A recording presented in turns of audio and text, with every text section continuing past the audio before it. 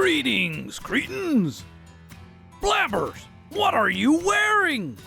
Oh, you mean my sombrero, Senor Creole?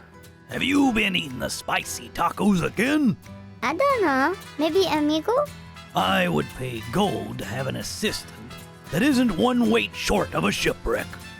Devotion 48. As we enter into 1 Samuel 3, we are given a commentary that is both wonderful and sad, all at the same time.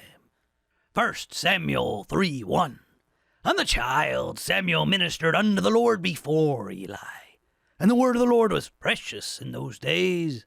There was no open vision. In those days, there was no open vision.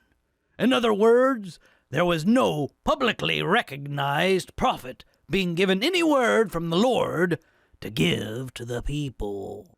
No one was saying, "Thus saith the Lord," because the Lord was not saying much.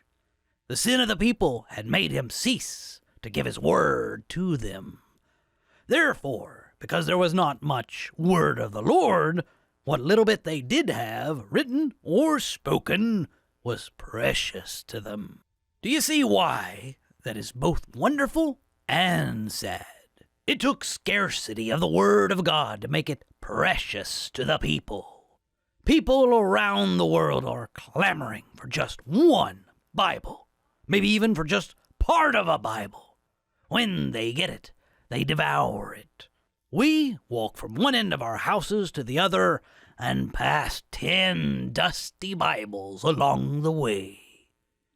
Do make the Word of God much more precious in your life. If we in America will treat it like the most precious thing we have, we will probably always have it. If we do not regard it as precious, one day we will look around and wonder how we as a society lost it altogether. A wonderful lesson, Senor. I love the old Bible. I light unto my path.